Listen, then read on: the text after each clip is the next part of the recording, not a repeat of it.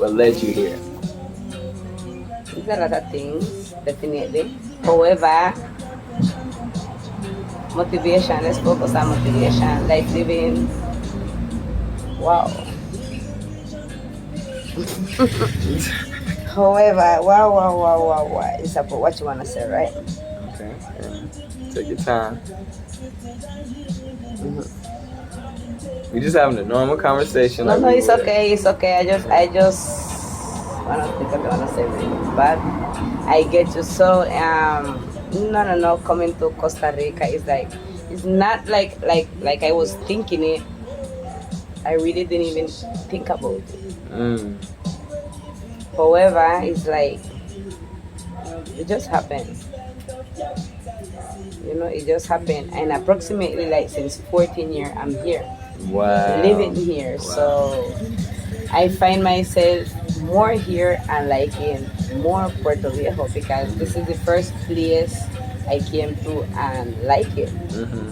When I talk about Costa Rica, it's Puerto Viejo I talk. Like, I don't talking about anywhere else except Puerto Viejo. Walaba.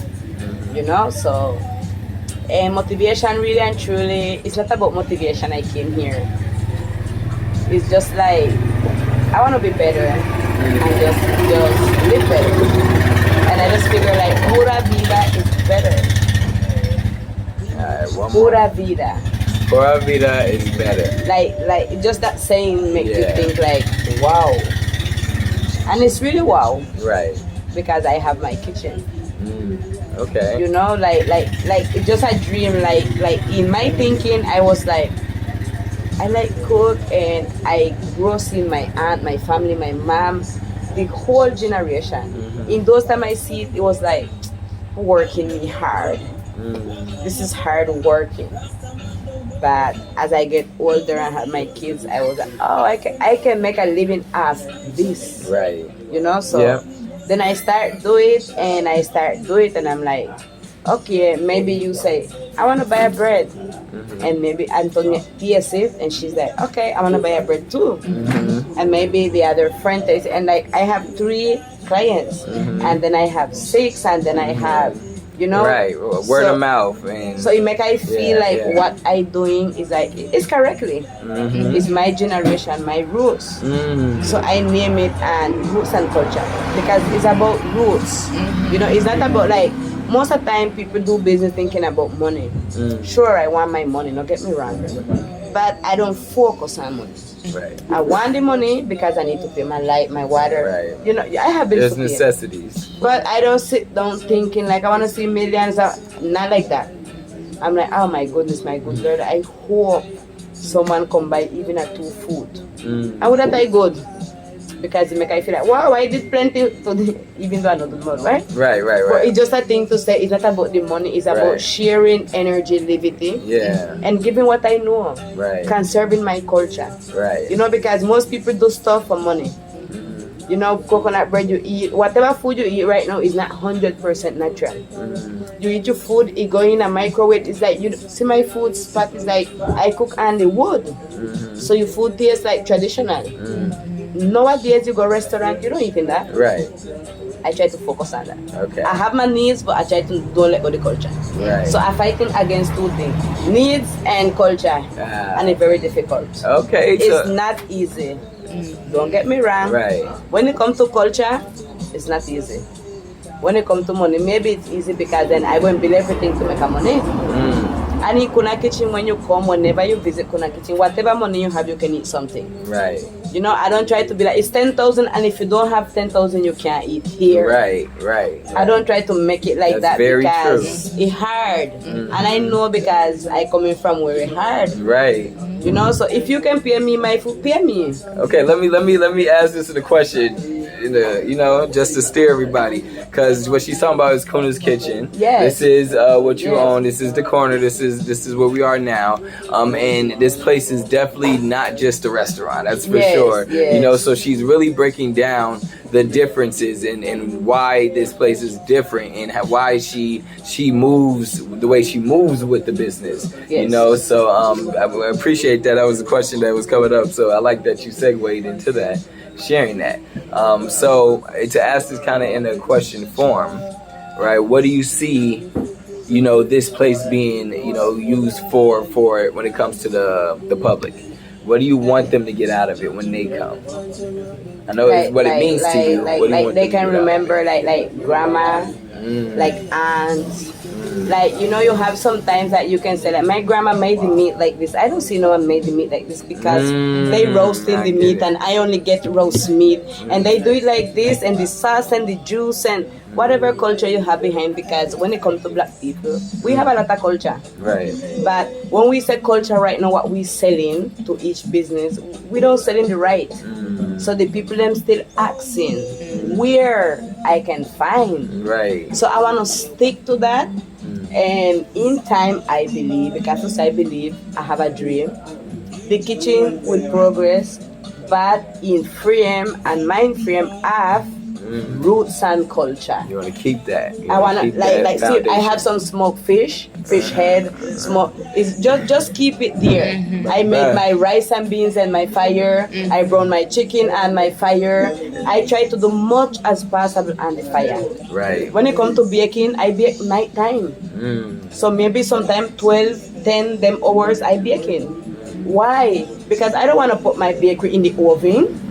The amount of thinking what I have about the oven and the gas, and I just want to put it in the spot like how my grandma did. Right. And it was okay. Right. And we did like it. Right. So we like it now. Right. So I don't change in that because someone come and say, oh, because you do it in the party make me, then you don't need to eat to CunnahKitchen. Exactly. If making it how I do it, then but that's my culture. That's beautiful. And I love that you said that you do it where it's not like money based. This is why you're very heavy on protecting that boundary of this is not a restaurant. So you want people to feel like they belong here, like they would belong at their mama's kitchen or their grandma's kitchen, or you know what I'm saying? Like you always come get a meal with us. You know how that goes. And this is, and I kid you not, this is exactly how this place is ran. That's how it feels. It's sacred. It's protected. It's ducked off. Not everybody knows about it, but it feels exactly like that. You come, but you don't even know what you're coming for, but you stay for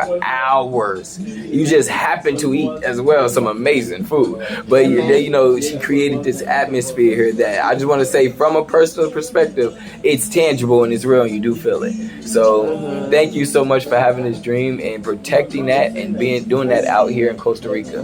Now tell me a little bit about coming from Nicaragua. Look, see, I gotta say this. Don't judge me, y'all. I'm learning, man. No, Nicaragua, yeah. So Nicaragua. Thank you. Coming from there, what would you say is like a big experience that gave you like a huge lesson coming from your country to another country, or even from there specifically to Costa Rica? Yes, I have it's like a changing of life. It's not just experience, it's like a totally changes, definitely, yes. Because most of the time people think that when you migrate to other country, it's like you migrate and everything is okay with you. Like I just go in Costa Rica, so it's like, oh, Costa Rica. Or if I go America, like it just, like how I said before to you, you live America, it's like, what you do in Costa Rica? Right? What is like, I come here and it's like, what you do in Nicaragua? Okay, vice versa. But in the mind frame, I didn't come here like looking nothing. I just was like, I looking at it and I'm going to stay here and whatever. But it switched up my life a kind of way. I just live it up. And Costa Rica give me this. And Nicaragua, I love my country. I always say it, right? I love my country first class. I won't say no.